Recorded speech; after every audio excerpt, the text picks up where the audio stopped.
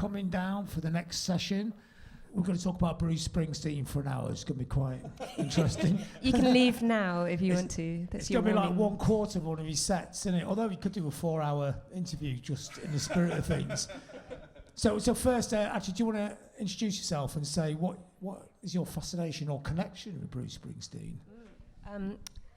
I'm Laura Barton. I am a writer and broadcaster.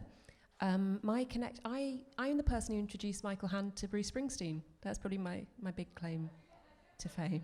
The music of Bruce Springsteen. I've been a lifelong Springsteen fan. So our relationship with Springsteen is quite different, isn't it, Michael? Yeah, I was a Springsteen denier for many years because I was an indie kid in the 80s, and I thought that Paddy McAloon spoke the truth. You know, that some things matter much more than cars and girls. And I went to see Springsteen on the Rising tour. I took my sister who just got divorced but who loved Springsteen, so it was kind of a present to her. And I found it excruciatingly dull. And then a few years later, Laura and I set up a club night in Soho. And Laura said, okay, well, we're going to finish with Born to Run on the first night. I said, you're mad. You can't do that. You can't dance to it. And there's that bit in the middle where nothing happens. Everyone's just going to be standing there. And I said, no, we'll do it. And we did it. And everyone in this tiny basement bar went mad for it. And I kind of, in that moment, had a Damascene revelation of realizing the point of Bruce Springsteen. And since then, I've become not obsessed, but he's become the single most important musical thing in my middle-aged life. Wow, that's quite a change. Yeah. So, what was your moment? What was your epiphany, or was it just a gradual process? It was just an inheritance, really. Actually, but from my mum. A lot of my music comes from my dad. Both parents are very, very into music, and I have this very musical connection with my dad. But Springsteen was my mum's. So yeah, that was it. It was nothing like Michael's. He was just always there, a sort of companion, a chronicler of places and things like that. But I don't think he maybe made as much sense until I was older and I'd been to America and I had more of a landscape to place him in, I suppose. Yeah, I mean, that's an interesting point. For someone like me, I'm kind of sitting on the fence, really. I'm probably like you just before they played Born to Run in that club. I mean, I don't mind him, but I can't get obsessed by him. But maybe because he is very Americana, he's incredibly American, and it just seems a very shrunken down version of America. Like you were saying, girls and cars, that's okay. But there's more to it than that. There's subtleties that take a bit to find out in his music, isn't there? You know, it's not all shouting and 4-hour sets, is it? I think people think of him, associate him quite often with a lot of bombast, and actually I don't think he's like that at all. There is a lot of nuance, a lot of sadness, a lot of what were we talking about on the way here? Sort of despair. Ambivalence and ambiguity, which, I mean, those are the things that resonated with me in middle age. The Springsteen songs that I really love are the ones that are about grey areas and the ones about the lies that life tells you. I mean, because what rock and roll does, as the Drive-By Trucker said, you know, rock and roll means well, but it can't help telling young boys lies. And what Bruce Springsteen says, he kind of celebrates the lie and then he pulls it away at the same time. So Badlands is a song that simultaneously tells you the lie and then reveals the lie.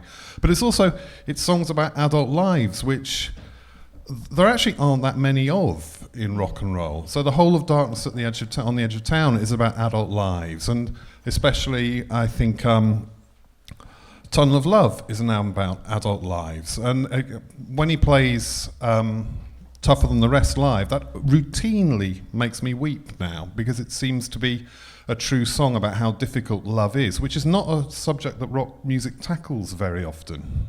I mean, he said about rock and roll and how people quite often focus on the role of that, but that you shouldn't forget that rock is a cold, hard thing. And he writes a lot about cold, hard situations and disappointments. You know, think about a song like The River, which is about sort of falling in love and settling down far too young and then realising you're trapped. So many of his songs are about being trapped in relationships and trapped in lives that you never dreamed you would live, and then how you find small methods of escape within that. And he does things, I mean, The Promised Land, which on the face of it is a song about a kid who just wants to escape. But the final verse of that uses the metaphor of hope as a twister. You know, hope is something that will destroy your life. And that's an incredibly bleak message for a rock song, even as he's telling you, I mean, as he says himself, what he wants to do in music is communicate joy. But at the same time, he is always telling you, this joy is transient, this joy will pass. Do not think that this is here for your life, which I find remarkable. So in a way, almost his cleverest trick is to get these kind of nuanced messages, ideas into the stadiums, isn't it? Because this is not what you expect in a stadium act, is it? No, not at all. But I mean, we've both seen him together quite a lot in stadiums, and it's from vast distances and from very close. And I think we agree that you get different things from Springsteen live, almost depending on where you're watching him from, and they're both fantastic, but equally extremely different. But I think regardless of where you're standing, he has a really rare ability to shrink a massive, massive stadium and a huge audience and make it feel as if you're in a living room sometimes. There's such intimacy in that crowd and in that whole experience that I think very, very few other artists have that capacity. Well, I mean, he thinks incredibly hard about live performance. I just want to read something. I interviewed him a few years ago, and this is something I still feel guilty about because Laura has not interviewed Bruce Springsteen. I mean, I've never actually forgiven Michael. And we're going to end today's talk with just wrestling, I think. Also, you'll see Laura's wearing a Van Morrison t-shirt. She's not interviewed Van Morrison, and I haven't. I don't even like Van Morrison. It's convey my rage about You probably didn't miss out on the greatest experience there. He's going to talk. It's difficult to interview, isn't he? It was all right, actually, Van, when I turned up. Okay, so I was interviewing Springsteen. He always talks about the covenant between him and his audience. And all three of us have interviewed lots of musicians, anyone when you interview them, it's usually yeah, right, yeah, and well, yeah, and you transcribe it and you tidy it up. So this is something I asked Springsteen what the covenant meant, and this is without any tidying up in the transcription, directly what he said, no ers, ums, or hesitations. I guess we come out and deliver the straight dope to our crowd as best we can. It's coming on stage with the idea, okay. Well, the stakes that are involved this evening are quite high. I don't know exactly who's in the crowd, but I know that my life was changed in an instant by something that people thought was purely junk, pop music records. And you can change someone's life in 3 minutes with the right song. I still believe that to this day. You can bend the course of their development, what they think is important, of how vital and alive they feel. You can contextualize very, very difficult experiences. Songs are pretty good at that. So all these are the stakes that are laid out on the table when you come out at night. And I still take those stakes seriously after all that time, if not more so now as the light grows slightly dimmer. I come out believing there's no tomorrow night, there wasn't last night, there's just tonight. And I built up the skills to be able to provide, under the right conditions, a certain transcendent evening. Hopefully an evening you'll remember when you go home. Not that you'll just remember it was a good concert, but you'll remember the possibilities the evening laid out in front of you, as far as where you could take your life, or how you're thinking about your friends, or your wife, or your girlfriend, or your best pal, or your job, your work, what you want to do with your life. These are all things, I believe, that music can accommodate and can provide service in. That's what we try to deliver. I mean, wow. What a great description of the power of live music, without a single or hesitation. So he has a very strong idea of what he is, what he does, and what he's there for. There's a documentary, the Darkness on the Edge of Town documentary, and I think if you want, it's a brilliant, even if you don't like Springsteen, it's a brilliant documentary, just as an insight into how devoted a musician can be to their craft and to this idea of what he can be and what he wants to be and what his idea of himself is. He almost drove himself mad writing that album, really, didn't he? Well, the scenes where first he scraps one entire album, more or less, to re-record it because he wants something harder. But also the scenes where he's trying to get Max Weinberg to get the perfect drum sound. And he wants a drum sound where you cannot hear the impact of the stick on the skin of the snare. So every time you see it, and Max Weinberg says just hours and hours and hours. Stick, stick, stick. I think, wow, I mean, this man cares to an insane extent. But we were kind of talking on the way down here. We drove down together today about the way that in recent years he's been demystifying everything he does, and something that a lot of older musicians seem to be doing. So Bob Dylan's doing it as well. The most inscrutable musician of all time is putting all his inner workings out there in front of the world in these 429 disc box sets, featuring 376 different versions of Tangled Up in Blue or whatever. And Springsteen's been doing the same, hasn't he? Yeah, with the Broadway show, when he, the autobiography and the audiobook and the Broadway show, which was one of the most exceptional, amazing things I've ever been to. In what kind of way? It was one of those moments where you feel absolutely, I guess a bit like a live show, like I was saying, where it feels like he's shrunk a room to a very tiny, tiny room, but you feel that there was such generosity to the way that he spoke openly about his life in general, and the way that he wove you've seen it as well, haven't you? He wove the music into that and gave his songs context. It was very different to maybe the context that we'd built up around them culturally, I suppose. And yeah, it was a very, very stripped back, just him, Patty, his wife, and backing singer came on for a couple of tracks. But to see someone that you're used to seeing in a massive stadium, kind of I was as close as the back to this wall. That was quite an amazing thing. But also it meant so much to all those people in that room. I mean, there was a woman from New Jersey sitting behind me, and she was in floods of tears at the end. It just, the faith that people put in him was really amplified. I mean, faith is an important word. I mean, especially the E Street Band shows. They are like services. I think that's one of the things I found baffling the first time I saw him. I just didn't understand what the rhythms were, how you're going to be taken up, then lifted down. And he does adopt the character of this, with the E Street Band, of this kind of fire and brimstone preacher, and he talks about the power of redemption. He talks about the power of faith, and that's what you have to have. I mean, we were talking about the leap of faith that he requires you to make in the audience, but also I think the leap of faith that, especially, I think if you were kind of some sad indie purist like me in your teens, that you have to make to like him. And you came up with a phrase earlier when we were in the car. Come on. I was wazzicking away about Springsteen and going, well, he talks a lot about the sort of almost a space between the porch, your front porch, and the open door of the car, which is sort of a Thunder Road reference. But between those two things, between the domestic, between the drudgery, between the sort of day-to-day, and then the hope of escape. But you have to make that leap with him. You have to go to the open door, and you have to jump in the car and be committed to, strap your hands across my engine, kind of. You have to believe, Yeah, which it's kind of brings me on to another point. I mean, how much Bruce Springsteen actually is a creation? Is it any different from like Madonna on stage or David Bowie in the 70s? They're all like facets, personalities. Is Bruce the everyman, the blue-collar everyman with his blue shirt on?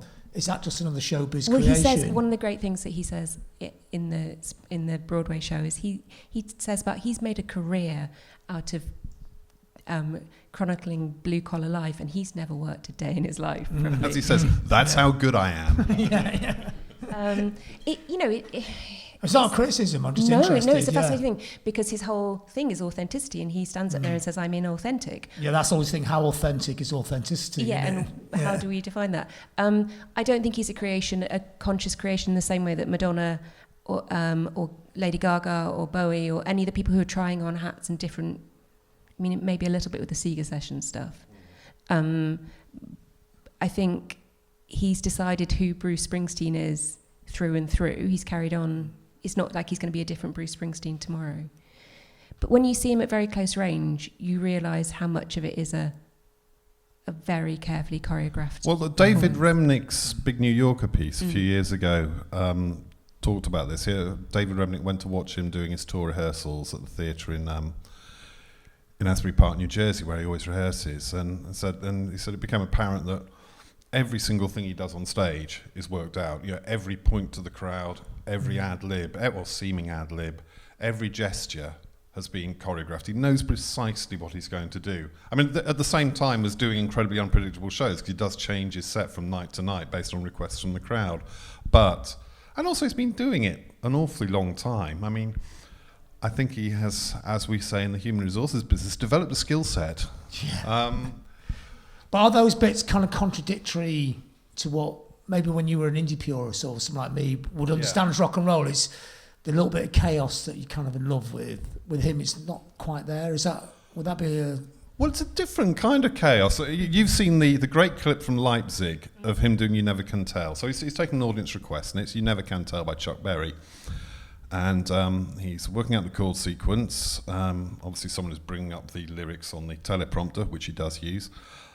And he says, yeah, I've got this. And he starts trying out on the guitar, going for the voice. And you can see Steve Van Zandt in the background going, you're not going to reach that. You're not reaching that. And he stops again, tries it again. And it takes 3 or 4 minutes before he goes into it. But it's absolutely, I mean, exciting's the wrong word, but it's kind of euphoric, but also incredibly moving to see someone who is still at that point in his career, in front of 100,000 people. I'm willing to take the chance of falling flat on my face by working this out, but equally, you know that he is so good that in the end he's not going to fall flat on his face. I can't imagine there's almost anything he couldn't deliver. I mean, I do understand what you mean about the lack of chaos and the it doesn't feel volatile in that dangerous way necessarily, but there's something still very visceral about the way he performs, that he hasn't, no matter how choreographed it is, he's never lost that. And even, getting out into the crowd, touching the crowd, being carried aloft by the crowd, all that kind of stuff, it means that it doesn't feel quite so as if there's a filter between you. And also, he's always engaged with the other edges of music. I mean, it doesn't necessarily always come through in what you hear, but, I mean, so in 78, he was watching Suicide, he was writing with Patti Smith, he was aware of what was happening in punk.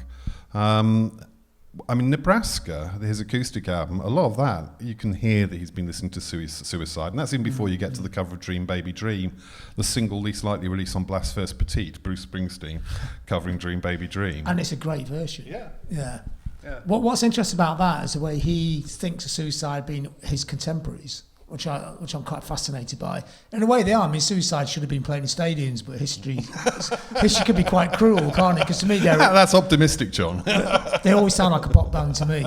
But that idea brought to him as well. I think he probably thinks that. I'm sure I read an interview where he was talking about them in terms of why did they not get massive an idea, So what was his relationship with them and that little New York sort of CBC in 75, 76? Well, I mean, you look at the photos. I mean, neither of us, it should be said, neither of us are really Springsteen train spotters. I mean, what matters to us is the emotion of the music. So, I mean, we're talking about this. Neither of us like every single Bruce Springsteen album. Even on, but I think both of us, our favourite album is Dartington on the Edge of Town. Even that, there are songs I don't much like on it. And even on the songs I love, there are sounds I don't like. But with Springsteen, it's the entire presentation. It's the entire presentation of humanity. Now, I think he was always interested in the ways that humanity could express itself, and that's why he was interested in punk. It was a new means of musical expression. And bear in mind, of course, that he always loved the 3-minute single, and that was what brought him to music. And punk was about the 3-minute single. I mean, I think it's no coincidence he does Dream Baby Dream rather than Frankie Teardrop, as his cover. But yeah, he's happy to drop names of groups like Buzzcocks or whoever into conversation. Hungry Heart was originally written for the Ramones, though I can't hear that as a Ramones song in a million years. And he remains interested in young groups, not always young groups I think are that good, but I mean, a lot of them are pretty terrible American blue-collar punk bands, but he remains interested and involved in music, which a lot of people don't. I mean, I find it hard to imagine, I don't know, well, I can kind of insert the name of any stadium rock act, really.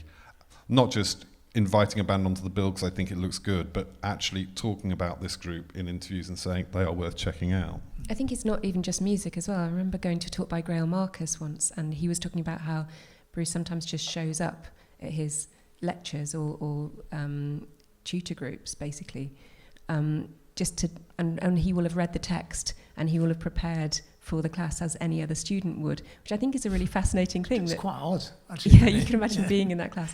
And I just think there's something wonderful about the fact he still wants to learn, and I think that's a sign of, in any field, whether it's music or not, somebody who still wants to learn, I think is someone who will still be relevant, or is still someone I still want to hear from because they're still feeding their brain. I mean, I think what's different about Springsteen is that, now, I need to preface this by saying that, of course, my eventual conclusion is completely untrue. But, with most big rock stars, they are big rock stars, and you have your mental idea of what they're like. be it, fab, macca, wacky thumbs aloft. With Springsteen, I've written this before, I'm just cribbing from things I've written, you feel like you know him. You don't. Of course you don't know him. But unlike any other major star, you can imagine sitting next to him in a bar watching sports.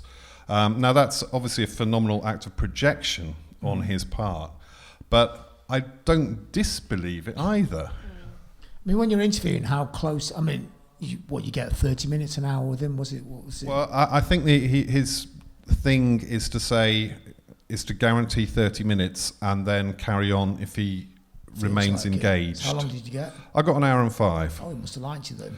Oh, well, yeah, we're close personal friends all the now. wrong questions. But I know it's a false situation, but how close did you feel like you get behind the mask? Well, because he spent his last, 44 years in a working relationship with his manager, John Landau, that is entirely based on talking about every aspect of his life, work and art. He's also spent 30 years in therapy, and at the point I interviewed him, he'd just written an autobiography. You get the impression there is nothing that you could surprise him with, that everything is stored away in mental data banks. It's a question of retrieving the relevant file. Now, not in a boring way, but I didn't feel, most interviewees, you interview people, you know how it is, you want to try and surprise them in some way, so they pause and they actually have to think.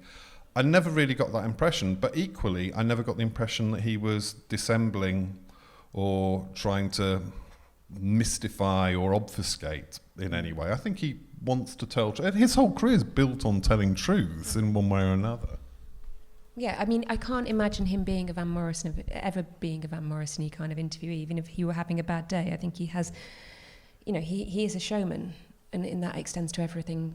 And when the first time we actually met him was at a screening, wasn't it? And was it the South Bank? South Bank, yeah. And he was a surprise guest, and we were standing on the red carpet, and he got out of the minibus, and he was this small orange man with very badly dyed hair, I'll be honest.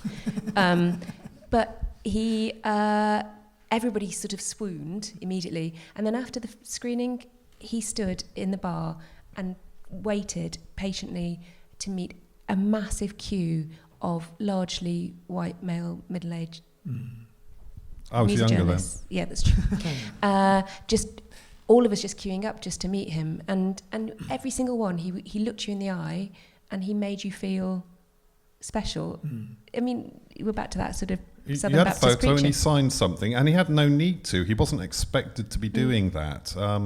So, Landau and the people from the label had gone and sat on the sofas in the corner and said, "Sit down, Bruce." He sat on the back of the sofa. And, yeah, it was a receiving line. I've actually not seen anything like it. Every single person who was in the cinema got a photo and a signature. He must have been there for 2 hours. No point to a showman then, yeah. Yeah. Well, he has. This is the thing. He's not egoless at all.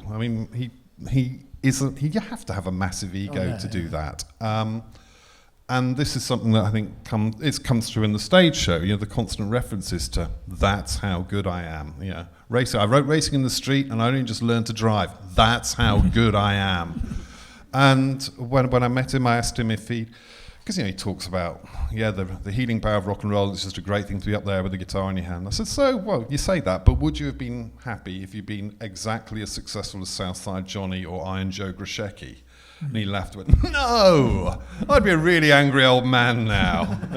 I was shooting for the whole show. And I think he's kind of embraced ego in latter years. And you see that from the live show, don't you? The way, behold me, So his music, to me, it feels like, in a way, would it be fair to say it's like a quest to get to the heart and soul of America?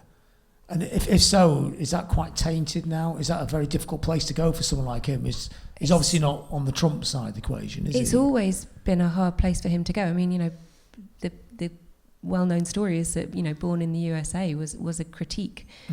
It was a blues is kind of effectively what he says. And it was reclaimed by, the Reagan era of the early 80s. But I don't know if it's necessarily the heart of America. I think the heart of masculinity. What does he say about masculinity then? Because he seems a very 2D cardboard cutout idea of masculinity, doesn't he? Yeah, he might do, but he's actually, again, I think that's another misinterpretation, a bit like Born in the USA or the bombast stuff. You know, I think he talks very much about the frailty of masculinity and the disappointments, and particularly the kind of disappointments of that blue collar background, or that sort of not the exceptional existence, but the kind of you know, the fact that your life is not going to be as exciting as cars and girls, and you're not going to escape, and you're going to have the to settle down. disappointment of masculinity. Absolutely, yeah. And he talks about that a lot in the stage show on Broadway. And I think almost a fear of masculinity, because, you know, he saw his father, who was this factory worker who went out drinking every night and then would come home and sit at the kitchen table with a bottle of beer, you know, in fact, deep in depression. And he saw that was the version of masculinity that was presented to him, whereas his mother was this joyful woman who embraced and celebrates him. And the other big influence on his life was his maternal grandmother, with whom he actually lived for large chunks of his childhood. As he says himself, he had a kind of feral childhood. So I think, there's a fear of masculinity. There's a knowledge that these roles are set out before you, and you're being pressed into them. And he's just continue trying to swerve those. But, you know, he can't escape the fact that he's a geezer from the Jersey Shore. You know, there's no getting away from that. I don't think it's about I don't think he's celebrating masculinity. He's often warning about it. I mean, so Racing in the Street, which ostensibly that's the Cars and Girls song, but that's a song in which, you know, the narrator's obsession with his car, with racing his car, with his masculinity, is what drives his girlfriend away, what actually prevents him growing up. I think that's a song about being unable to grow up. But on Born in the USA, I have less sympathy, because although the lyrics are plain, I think if you make an album that sounds like a state fairground on 4th of July, then people are going to think it is a celebration of everything that's great about America. And do you know what, though? He does celebrate America. I don't think we should sort of... No, I mean, there's a lot of great things about America. Yeah, and I think he also embodies that, you know, there's that famous Frederick Jackson Turner's frontier thesis idea of American identity, and sort of the further west you go, the more American people become, and the less sort of cultured and sort of European they become. And a lot of that whole identity is about pushing against. It's about pushing through the wilderness and movement, basically, movement west. And I think he captures that in a lot of his songs. Well, and he made that explicit journey, didn't he, in 1978, when he drove across the width of America in his nice old Pontiac Firebird or something. Getting mythic, yeah. I mean, he embraces a mythic America, but it's you know, there's every bit as much John Cassavetes as there is John Ford in his songs. He's able to include both in them, which most people can't do. Yeah, I mean, it's quite hard to embrace America and not sound mythic. Yeah, I mean, it's big, isn't it? I mean, you've probably gone across the whole country, haven't you, as well? Never driven across it. No, I have, and it does affect you in an odd way. You can understand how that music gets made, because everything is enormous, the endless sky and everything, isn't it? Yeah, which is why British road songs don't really work, do they? You know? In a different way. Yeah, more claustrophobic. We're good at claustrophobia. There was driving away from home. There was that It's Immaterial one about the driving home from Christmas. The It's Immaterial one about the M62. Yeah. Billy Bragg A13. But yeah, it's not quite the same. When you know the road is going to run out in half an hour, it can't hold the same myth. And having stopped at what was the campground service station he stopped at today? Cartgate picnic area. It's not quite the same as, you know, a gas station somewhere in the Midwest, is it? Unless somebody wrote a song about it, then it becomes yeah. Like Morrissey, when he wasn't like the devil, could do with Manchester, you know, years ago, make crumbly old buildings you don't cared about iconic. Yeah. So maybe it's a reverse process. Yeah, that was the project. But it's also about creating myths. Yeah, so again, we're referring to something he speaks about in the Broadway show that's on Netflix. And if you haven't watched it, you really should, or listen to the record on Spotify. When he talks about the Jersey Shore scene, hey, before me there was no Jersey Shore. I invented the Jersey Shore. Mm-hmm. So it's not just celebrating myths, it's making myths, which I guess that is a uniquely American thing, probably. I think the natural instinct of British people, apart maybe from the Gallagher brothers, is to destroy your own myth. Yeah. So nope, not going there. I mean, what's his own take on his own myth? You know, now he's going back over it looking at it, doing the show, his autobiography, etc. Does he see his life having a curve, or does he see it's very much, I've always managed to maintain this one thing for 4 decades? I think he went through that period of depression, and I think that anybody who's been through a period of depression will tell you that makes you doubt your own myth. Mm-hmm. And I think a lot of people have moments of doubting myths at certain points in their lives when they reach middle age or when they go through some kind of crisis. There's also when Ton of Love being his divorce album, that was a questioning his own myth, I'm sure, because it doesn't matter that you're Bruce Springsteen. If your marriage falls apart, you're just a broken-hearted man, And I think there have been various points in his career where he's questioned his own creation. Well, I think Born in the USA is a really pivotal record because nothing is quite the same in Bruce Springsteen's career after that. I mean, it's not quite as simple as a rejection of stardom after that. But that record does do things to him that he's not comfortable with. He'd never wanted to play arenas before the River Tour. Landau talked him into it. Didn't want to do stadiums, but Landau talked him into that for Born in the USA. And the album became so huge, and of course the title track got misinterpreted. And so his next thing is fundamentally to part from the E Street Band. I mean, they do appear on Tunnel of Love, but the Tunnel of Love tour, the E Street Band are all in different positions on stage. He's very definitely saying, forget what you knew. After that, he disbands the E Street Band entirely for many years. And when they come back, I like the Bruce Springsteen E Street Band records since the reunion, fine, but they're not the same. There's no point pretending they are. It's not about the quality of the songwriting even. It's about the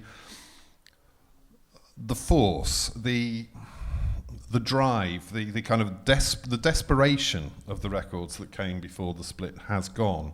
And I think that he was burned by. He didn't want to not be a star. He still wants to play stadiums, but I think he was burned by stardom in a way that most people, even the people who are disappointed by it, are not. Why? Well, it's not like Elton John. I mean, I don't know if anyone's seen the film yet, which is Elton takes loads of drugs and then gets really sad. It's not one of those stories because he didn't do the loads of drugs. He had the nervous breakdown without the drugs. He's never been a drinker, but I think it made him aware, perhaps, that being a representative of every man is a very uncomfortable place to be because, as Johnny Rotten said, I've met the man on the Clapham Omnibus and he's a cunt. It was Sid, but yeah. Oh, sorry. Yeah, it is one moment of wisdom. It's impossible to represent everybody in it. Yeah. So was that the crux of his disappointment when he actually got to the stadiums? You said he didn't want to play the stadiums. Well, beforehand, he clearly likes playing stadiums now because he makes an enormous amount of money on it. I mean, he's not a saint. He likes making vast amounts of money. It's a minimum $1 million a gig. A friend of mine trying to book him in Iceland, and they're saying there's only 200,000 people here. you could, all the money in Iceland couldn't pay your fee. Well, we actually wrote to John Landau Management before Springsteen last toured the UK with the E Street Band, offering. We said, we see you got a couple of days off. We offer you £700 and a lift down in my Ford Focus to play at Ramsgate Music Hall. Didn't even get a reply. What's going on?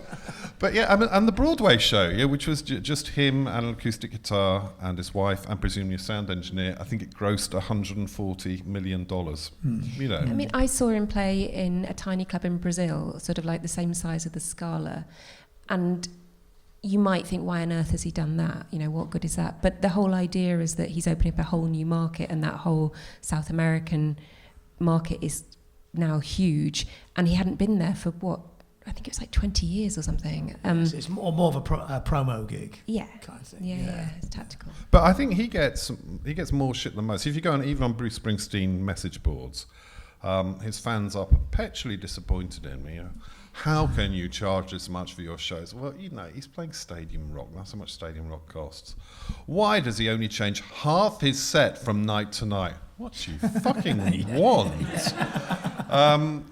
Why? And you get the Republican. Yes, because he obviously has plenty of Republicans in his fan base going, God, he's not been the same since John Landau turned his head and made him a liberal. That was 44 years ago. Let that one go. That's interesting. So it was John Landau that gave him sort of a political. So before that, was he just apolitical, or was it? I wouldn't say he was apolitical, but he wasn't as politically charged as he is. So was this a conscious decision by John Landau to make him the voice of the American liberal left? No, I think he was just growing up a little bit. Yeah, Lando got him reading books and watching films of the kind that he hadn't been before, that made him think, and played him old country records, played him Woody Guthrie, made him think about things in a different way. And also the circumstances of his family. We talk about how he never did an honest day's work, but his family did. I mean, The River is basically about his sister and his brother-in-law and the difficulties they had through the 70s. Darkness on the Edge of Town is informed by his family and by people he knew. So it's not like he was just... And bear in mind, at that time in the late 70s, you see the photos of him. He's still living in a shitty little house in suburban New Jersey, down on Jersey Shore. He's not in his big farm with his show jumper daughter yet. It's a long way away. I mean, how much of a role did John Lando have? I mean, obviously he's a manager, but how much in creating the myth and creating Bruce Springsteen? I think, that's a hard one. I think quite a lot, but more about giving him the tools to create Bruce Springsteen, I think is probably a better way to look at it. I don't think, he's not, some massive Svengali behind Bruce. I think he just educated an incredibly talented and intellectually curious young man and probably steered him in a particular direction. Would you say more than that, Michael? Yeah, and I think Springsteen himself always had the notion that the great people, the great artists, they cease to become people and they become ideas. And he was very happy with the notion that there would be an idea of Bruce Springsteen. I mean, it wasn't... there was no discomfort with that. So even in the very early days, this is pop conceptual. He's almost going to the Grail Marx's lectures before he went to them. Because most people play music and they just play music, and the machine kind of puts them in these places. But he was very aware of all this, what the process is, and the idea of being the myth and the idea of Bruce Springsteen. Yeah, I mean, not in his sort of earliest bands. Then he was just playing for fun, rock and roll kid sort of thing. He wasn't. But he's an obsessive student of rock and roll, more than most people. Hence the fact that if you go to his shows and call out a request, he might need the lyrics brought up, but he'll know the tune. Him and his band will be able to play the tune of pretty much. We've seen it happen. It's on the front. Do Travelling Band. Okay, Travelling Band isn't that hard, but he can do it. And almost anything that comes up, he's a human jukebox.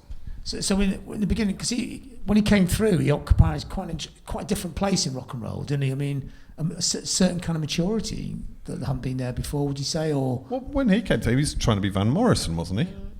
Yeah. God bless him. I think he was trying to do something quite different that particularly didn't fly for quite a long time because people found it cheesy, people found it confusing. It was like he was not an interest. He looked like a pin-up, I guess.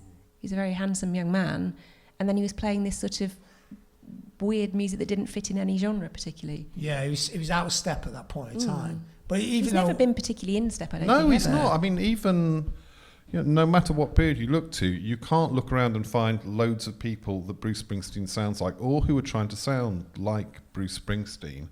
And there is a unique musical character, which I think is one of the things that perhaps makes it hard for people to get into him, because it's not like you can go, yeah, that sounds a bit like the Ramones, or oh yeah, that sounds a bit like so-and-so. If you listen to Born to Run or Dartington on the Edge of Town, I mean, The River nicks a lot of styles, that's a bit different, but if you listen to most of the core Bruce Springsteen records, they sound only like Bruce Springsteen records, like nothing else. I mean, I always think the E Street Band is like a super tanker. It's kind of this huge inflexible object with a turning circle of 15 miles, but my God, it's powerful when it gets going. Yeah. I mean, when he came through, I remember when I was a kid growing up, he seemed like an old man in a way already. He didn't look like an old man, but there's something older about him. And going back to the idea of the maturity thing, it didn't seem like the latest young glam rock band, even though they were all older. Was his ambition off-putting to you at that point? Because I think he's always had that lick of ambition since he came through. The future of rock and roll. Yeah, or quote, just so I wonder if I don't know what it was like for you, but when you first heard him and you were listening to sort of the latest young 75 when he came through, wasn't it? Was that off-putting? Did that seem a bit... It's really hard to place what he was. He seemed, because he had a beard, which was, I know that doesn't seem like a big deal, but it seemed odd then. There weren't many people with beards that were coming through then. He seemed older, he looked older than people. He was 10 years younger then. It just seemed it didn't seem to fit into pop culture at first. It was hard to get your head around it. Yeah. I mean, were they aware of that? Was this like an idea this idea that rock and roll's, were they the first people to realise that rock and roll's actually getting older? We're not in the first generation anymore. This is another generation. I think so, probably, yeah. Yeah, I think that's probably a really good point, because I think he's 27 when Dartington on the Edge of Town comes out. Now, most 27-year-old bands are still singing about the peripheral stuff, and he made a very conscious decision that he was going to make a record about adulthood, which I can't think of anyone else, certainly not to the same extent. I mean, maybe you might start singing about relationships in a different way, but there are mortgages on I mentioned on Dartington on the Edge of Town. You know, I mean, not. I make that sound much duller than it is. But yeah, it's a very strange thing to be doing on a record that is also very audibly informed by punk. It has anger in it. Obviously, the one thing that Bruce Springsteen can't sing about well is sex and desire. But you may disagree with me. I'm on fire. Well, it's not a general statement. I mean, that's a song. I mean, that is a very sultry song, no? Well, I'm on Fire and Candy's Room are really the only two in which, for me, desire sounds it doesn't legit. I just don't think that he necessarily always tethers desire to physical, sexual desire. Oh, it means cars again. Escape. Yeah. And I think, and sex, you know, Stolen Car is really about sex and infidelity. And I think it's the same feeling in a lot of ways. Is sex as part of life, but not everything? Like, no, it's more. It's about. I think desire and physicality are two things that are huge parts of his songwriting. It's just that he doesn't make it about actual shagging. But I was wondering, because he wasn't having any relationships through his 20s, because he was so focused on his career that maybe he never actually... I don't believe that's true for a second. Look at him. You think he was at it every night. Put it away, Bruce. He's on the road. There's always opportunities, I guess. And So with the epiphany moment, we'll go back to that. So what was it exactly? What was the thing that made your head spin? It was seeing what Bruce Springsteen could do to a room full of people, some of whom I knew didn't like Bruce Springsteen. It was seeing the possibility of how music could utterly unite. It's not like I hadn't seen that before, of course. Now, a little bit of history about Laura and I was Laura's editor at The Guardian for many years. And we became very good friends, and I'd been kind of feeling disenchanted with music until Laura got married. She had a hen night, a mixed-sex hen night, and she was going to a club night called How Does It Feel to Be Loved, which I didn't want to go to because I hadn't been dancing in years and years and years, and I was a dad and all that shit. And Laura just went, "No, come, you're going to come, Hann, you're going to come," and I went, and I ended up just dancing solidly for 3 hours. And that kind of led to us doing the club night. So this kind of, yes, music does have power. I realise again that music does have power. Had come from Laura in the first place, who is... One thing I want to say, we were talking about this in the car again, and this is completely beside the point to you, John, but... women and girls never get enough credit for how they are the driving force in music. I think back of so many of the acts that have stayed with me through the years. Springsteen from Laura. When I was a kid, R.E.M. and Billy Bragg were brought to me by girls. And some of it is when you're a kid, is I want to impress this girl by listening to this group that she likes. And it's such an important thing. And because rock history is written overwhelmingly by men, that never comes up. I just thought I'd mansplain that to you. But the way into Springsteen Live actually came when I saw the Sega Sessions tour, because I still didn't know a whole load of the back catalogue, but I knew those songs from my mum singing folk songs. She wasn't a folk singer, she just knew some folk songs. And from singing the Pogues when I was a kid, and from listening to country records. And I said, oh yeah, I know all this set. And we had very different reactions to this tour. I thought, without having to think about the songs, I can now see Bruce Springsteen just as Bruce Springsteen, for what he is. Whereas... that's not my least favourite tour and my least favourite album of Bruce. I just find it a bit too fiddle-dee-dee. And when you said about him putting on a persona, that was an example of it for me. And I felt very uncomfortable to see him running onto the stage with his band and everyone dressed up a little bit sort of Dust Bowl-y or whatever. And I mean, it was just a bit odd. Too showbiz. Yeah. But I appreciate why he was doing it, and I think that's a brilliant thing, and those are good songs to expose to people and to understand sort of the architecture of rock and roll in a way, come from a lot of those songs. Do you think it inspired Mumford & Sons? I fear so, yeah. Probably. There's no reason why they wouldn't be inspired by him, though, is there? I mean, probably in America, 80% of their audience is a Bruce Springsteen audience, isn't it? Well, it's that similar feeling of going to church. I mean, we're not Mumfords, but actually their live shows are really quite a phenomenal feat. So, similar skills. Now, presumably, if you've all come to hear us witter on about Springsteen, you are all Springsteen fans. No. They just locked the doors and you couldn't get out, right? But that's interesting because the number of people I've introduced to Bruce Springsteen, or that we've since, taken to shows, and to see them converted is one of the most beautiful things. Like Dave Simpson came to review, Guardian reviewer came to review Bruce in Leeds. The opening night of the big arena in Leeds. It is not his genre at all.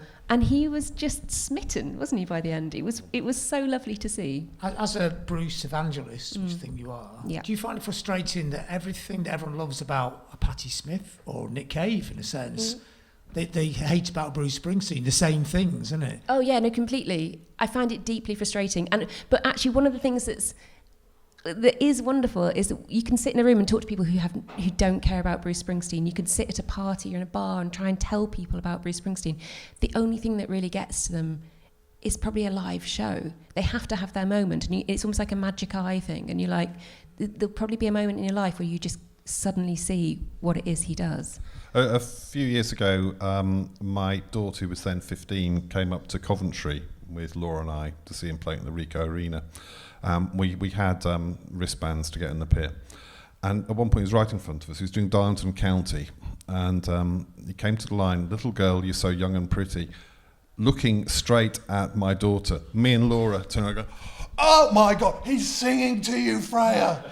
And my daughter's going, "Ev's old man, whatever." But by the end of the show, she was jumping up and down and beaming ear to ear. So even my at that point very satanic Regan from The Exorcist daughter was convinced by him.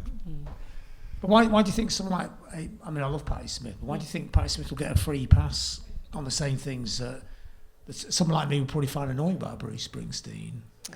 Which things in particular do you find annoying about Bruce Springsteen? Let's address this. They're oddly very similar artists, aren't they? Same vintage. Yeah. You can shout any song at her on stage, she'll start playing it. She'll ad-lib in the middle of a song. She'll add little bits in there. He does that as well. Mm-hmm. The only difference is he's in a stadium and she's still pretty big, but she's about a tenth of his size. Maybe that makes it a bit easier to handle. Is that? Yeah, I think so. I think it's also, her myth is a very different myth to his, and has been about almost obscurity, a bit more obscurity, and a bit about talking about the underbelly of America in a way that's quite different to Bruce, and also the fact that she stepped away for so long. I think she's a slightly different mystery. Yeah. Do you think that that's the thing that Bruce is missing, a mystique? I think he does have it, but people just get blinded by that sheen, that sort of hot dog yellow sheen. And those people that you refer to, so Patti Smith, Nick Cave, they're people who are routinely written about as channeling something, you know. Patti Smith, I get so fed up with that phrase, high priestess of punk. They're written about as if there's something shamanic and they're summoning it from the ether. And no one thinks that about Bruce Springsteen, and he wouldn't want you to think it either. That all comes from him. And you're right, rock does celebrate mystification, and he will not mystify, ever. And he often deliberately demystifies. So, going back to the song Badlands, on the 1978 tour that he did for Darkness on the Edge of Town, he used to open with a rock and roll cover, pretty much every night. Good Rockin' Tonight, or Summertime Blues, or Come On Everybody. But there'd be a different Oh Boy, there'd be a different rock and roll cover. And those songs are all about, the promise. And then it would always be followed by Badlands, which I was saying earlier, is a song about revealing the lie. So he'd be telling you the lie and then pulling away the lie. And I think there are people for whom maybe that's not an attractive thing, because it it is very carefully thought about, and he doesn't mind you knowing that it's very carefully thought about. There's no pretense of, what, this old show? I just happened to put it together, which other people do,